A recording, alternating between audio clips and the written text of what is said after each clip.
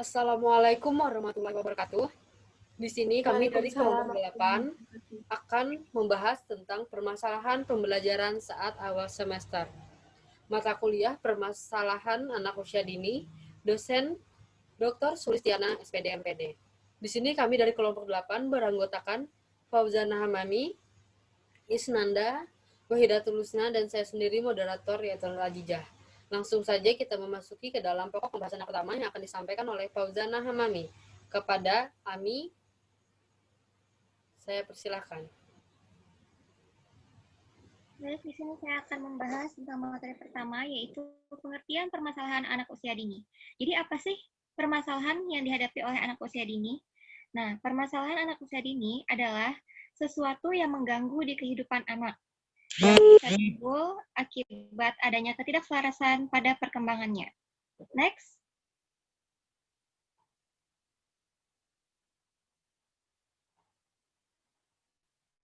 Nah, ada 3 nih kriteria dasar yang bisa kita jadikan acuan untuk melihat apakah perilaku itu bermasalah atau tidak. Yang pertama ada kriteria statistik. Artinya, perkembangan dilihat dari rata-rata orang yang biasanya tergambar dari norma statistik. Kemudian yang kedua, kriteria sosial.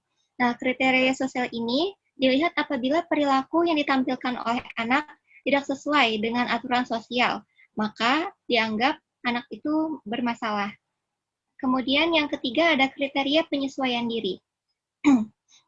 Nah, jadi anak itu tidak mampu untuk beradaptasi atau menyesuaikan diri dengan lingkungannya, yang bisa berdampak meresahkan atau yang lebih parahnya itu dapat mengganggu perkembangan diri anak itu sendiri ataupun lingkungan sekitar.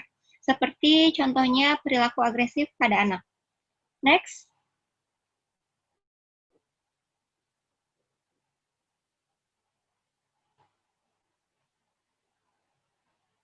Kemudian ada code 1996 itu menambahkan ciri pembeda antara anak-anak yang menyimpang atau memiliki permasalahan dengan anak yang pada umumnya, yaitu frekuensi atau seberapa sering nih anak itu berperilaku bermasalah, juga seserius apa dampak yang terjadi. Nah, ada 3 aspek yang perlu kita perhatikan. Yang pertama, aspek derajat kekronisannya. Nah, artinya kekronisan ini mengacu pada seberapa mendalam permasalahan itu dilihat dari akar perilaku bermasalah. Nah, perilaku bermasalah yang bersumber dari kelainan genetis itu bersifat jauh lebih kronis daripada perilaku yang ditimbulkan atau bersumber dari proses imitasi atau yang anak dapat dari meniru orang lain. Kemudian, yang kedua, aspek konstelasi, artinya keterkaitan suatu perilaku bermasalah dengan perilaku yang lain.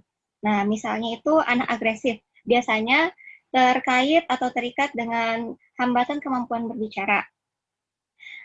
Nah, tingkat agresivitas anak yang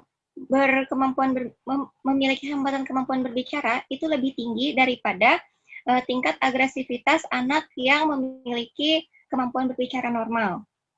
Nah, kemudian yang ketiga atau yang terakhir itu ada aspek konteks sosial dari perilaku bermasalah.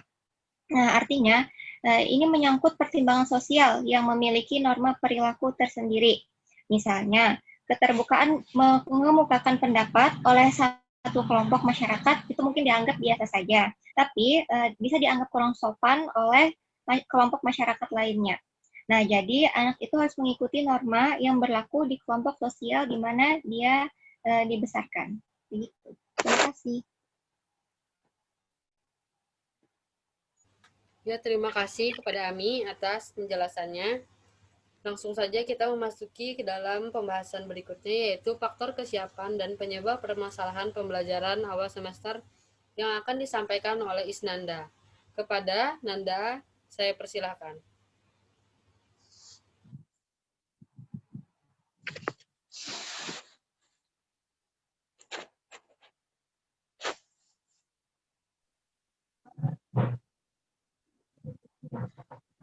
Baik kesalahan pembelajaran pada anak. Jadi yang pertama ada faktor kesiapan yang mana ini biasanya ada munculnya fenomena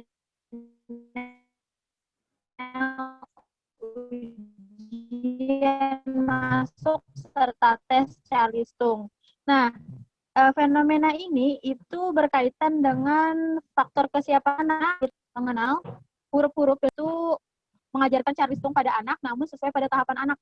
Kalau misalnya anak mentalnya belum siap, maka akan terjadilah permasalahan pada proses pembelajaran anak. Seperti itu. Kemudian yang kedua, itu faktor yang mempengaruhinya adalah keadaan ekonomi keluarga, di mana kalau misalnya kita tahu, semakin tinggi atau semakin mampu ekonomi keluarga dalam memfasilitasi atau memberikan sarana prasarana untuk proses pembelajaran, maka anak akan mudah untuk melakukan proses pembelajaran. Namun apabila keadaan ekonominya rendah, itu biasanya kesulitan untuk memberi fasilitas dan juga sarana sehingga anak akan mengalami permasalahan pada proses pembelajarannya.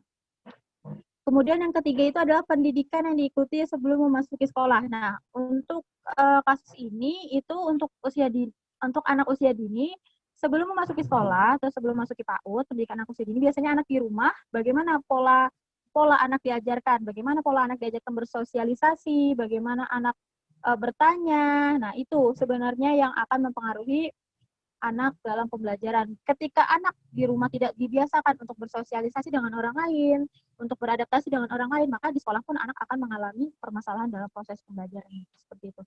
Next.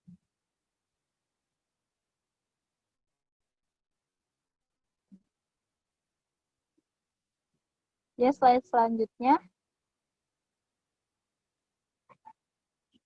Ya, slide selanjutnya permasalahan pembelajaran anak pada awal semester. Nah, yang paling sering ditemukan yang pertama itu adalah kecemasan. Karena kita biasanya melihat nih anak yang baru masuk ke sekolah atau PAUD, itu anak masuki dunianya yang baru, gitu ya, masuki kebiasaannya yang baru. Sehingga kecemasan ini sebenarnya itu adalah hal yang normal. Karena dia dituntut untuk beradaptasi dengan dunia lingkungannya yang baru. Kecemasan ini normal, namun bisa menjadi permasalahan apabila melewati batas wajar. Misalnya anak terlalu cemas sehingga dia tidak bisa beradaptasi, bahkan mengganggu proses pembelajaran yang dia ikuti. Dia takut untuk menghadapi orang lain karena terlalu cemas tadi. Kemudian yang kedua adalah fobia sekolah. Nah, fobia sekolah ini dia takut artinya takut untuk ke sekolah. Ini biasanya disebabkan karena tadi yang pertama bisa karena kecemasan yang terlalu tinggi. Kemudian dia bisa disebabkan dari rasa takut berpisah dengan ibu. Karena dia takut berpisah dengan ibu, maka dia tidak mau pergi ke sekolah.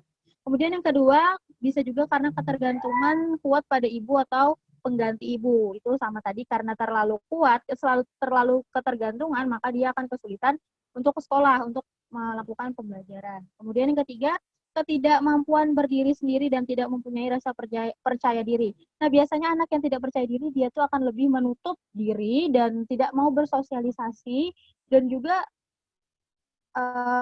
dia akan sibuk dengan dirinya sendiri, dan itu akan juga akan menyebabkan permasalahan pada pembelajaran anak. Kemudian yang terakhir adalah modeling dari orang tua maupun lingkungan yang mengalami kecemasan. Nah, ini adalah bagaimana anak menangkap atau meniru sikap kecemasan dari lingkungannya, misalnya dari orang tua. Dia akan melihat bagaimana sikap cemas orang tua terhadap sesuatu. Maka dia akan meniru kecemasan itu, sehingga ketika dia masuk ke sekolah, melihat bagaimana ketika orang tuanya mengalami kecemasan, maka dia akan meniru kecemasan itu. Sehingga anak akan kesulitan dalam belajar. Seperti itu. Terima kasih. Saya silakan kepada moderator. Ya, terima kasih kepada Isnanda atas penjelasannya. Langsung saja kita memasuki ke dalam pembahasan tentang penanganan permasalahan pada anak usia dini. Langsung saja kepada Wahidatul Husna, saya persilakan. Baiklah, di sini saya akan menjelaskan beberapa permasalahan perilaku anak usia dini di kelompok bermain dan bagaimana cara penanganannya. Yang pertama itu ada agresif. Dan solusi permasalahannya yaitu orang tua diharapkan tetap tenang dan memberikan contoh kepada anak agar anak dapat mengendalikan emosinya. Jadi kita sebagai orang tua harus tetap bisa bersikap tenang. Lalu yang kedua ada penakut atau fobia, yaitu solusi permasalahannya bisa teman-teman baca sendiri, ada 5 langkah. Yang pertama, kenalkan anak pada sumber rasa takutnya. Lalu yang kedua, latih anak untuk mengatasi rasa takutnya, berikan dukungan penuh atas setiap usaha yang dilakukan anak. Lalu ciptakan kondisi nyaman pada anak. Dan kelima, jangan menertawakan anak. Next.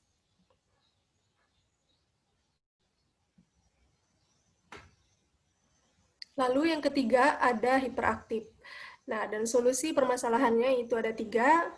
Tunjukkan sikap tegas tapi tak perlu marah. Yang tentunya sikap tegas dan marah itu sangat berbeda. Lalu yang kedua, konsisten terhadap apa yang pernah dijanjikan atau diucapkan. Ya, jadi orang tua harus tepat janji agar tidak memancing emosi anak meledak-ledak. Lalu yang ketiga, mencari tahu penyebab perilaku anak aktif. Lalu yang keempat, ada gagap atau kesulitan berkomunikasi. Nah, solusinya ada 3, yaitu yang pertama, terapi bicara dengan membaca buku cerita agar kosakatanya bertambah, seperti mengajaknya bicara sebelum tidur atau sesudah bangun tidur, itu dilatih. Lalu yang kedua, dengarkan apa yang anak sampaikan, lakukan kontak mata secara alami dengan anak selagi berbicara, lakukan kontak mata. Lalu yang ketiga, berbicara secara perlahan-lahan agar lebih mudah dipahami oleh anak. Lalu yang kelima ada tantrum. Tantrum ini seperti emosi yang meledak-ledak, emosi yang berlebihan pada anak. Lalu solusinya adalah ada 3. Yang pertama, mencari tahu apa penyebab yang membuat anak seperti itu. Yang kedua, pendidik harus tetap tenang dan tidak emosi jika anak tengah mengalami tantrum.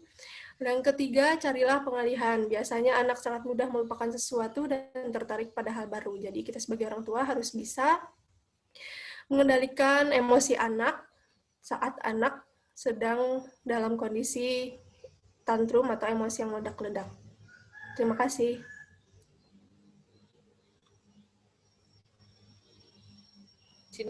Lalu di sini saya akan melanjutkan pembahasannya.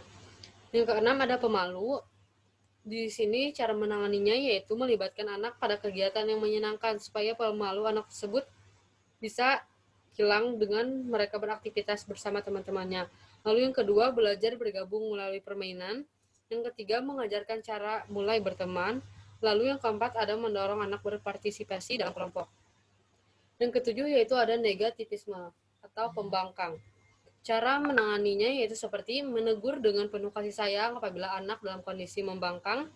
Yang kedua, sebaiknya anak diberi waktu untuk pendinginan atau cooling down.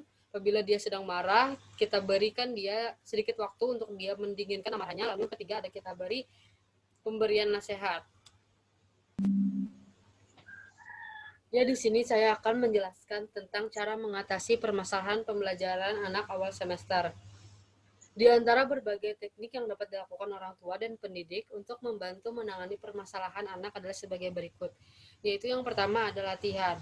Yaitu dari cara latihan ini kita dapat mengevaluasi anak seberapa sudah tingkatan dari perkembangan anak, apakah ada permasalahan yang terdapat dari dirinya. Jadi kita lihat dari latihan-latihan yang kita berikan kepada anak. Lalu pengkondisian. Jadi di sini kita akan mengkondisikan bagaimana dari pembelajaran yang kita berikan, apakah itu sudah sesuai dengan anak, apakah anak bisa menerima, ataukah ada permasalahan dari pengkondisian tersebut. Lalu dari modal dan peniruan. Jadi dari modal dan peniruan ini kita memberikan anak suatu contoh supaya anak dapat menirukan dari apa yang kita tampilkan kepada anak. Lalu yang selanjutnya ada saran dan nasihat. Jadi supaya kita bisa membantu untuk mengatasi dari permasalahan pembelajaran anak, kita berikan saran dan nasihat yang baik kepada anak. Kita berikan mereka tuntunan supaya mereka dapat mengatasi permasalahan yang ada pada diri anak.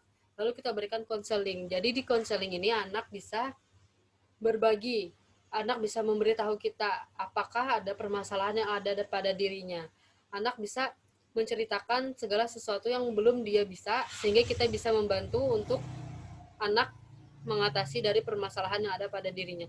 Lalu yang terakhir, ini sangat dan bisa efektif untuk mengatasi dari permasalahan anak, yaitu dengan cara permainan, dari cara belajar dan bermain. Jadi sambil bermain, anak bisa mengembangkan apa saja aspek-aspek yang ada pada dirinya. Dan mereka bisa mengurangi, dan bisa mengatasi apa saja masalah yang ada pada anak.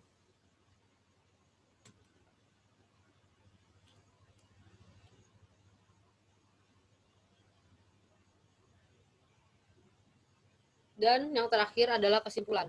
Kesimpulan akan dibacakan oleh Wahidatul Husna. Kepada Husna, saya persilahkan.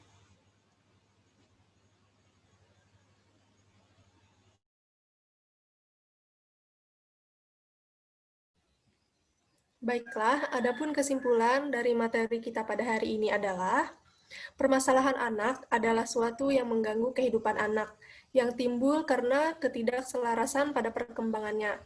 Terdapat 3 kriteria dasar yang bisa dijadikan acuan untuk melihat apakah perilaku itu bermasalah, yaitu yang pertama, kriteria statistik. Yang kedua, kriteria sosial. Yang ketiga, kriteria penyelesaian diri. Umumnya, kesiapan adalah hal krusial atau faktor yang terpenting diketahui dan diaplikasikan dalam proses apapun. Faktor lain dari kesiapan anak juga dipengaruhi oleh kondisi keadaan ekonomi keluarga. Selain faktor sosioekonomi keluarga, adalah yaitu pendidikan yang diikuti sebelum memasuki sekolah. Lalu yang terakhir, permasalahan yang dihadapi anak dapat dilihat melalui tingkah laku yang ditunjukkan anak maupun keluhan yang disampaikan oleh orang-orang sekitar anak. Adapun permasalahan atau kasus anak usia dini biasanya terlihat ketika seorang anak mengalami kesulitan dalam belajar. Yes, kami dari kelompok 8. Sekian presentasi dari kami. Saya mewakili teman-teman yang lain memohon maaf apabila ada kesalahan dalam penyampaian materi kami. Wabillahi taufiq wal hidayah. Wassalamualaikum warahmatullahi wabarakatuh.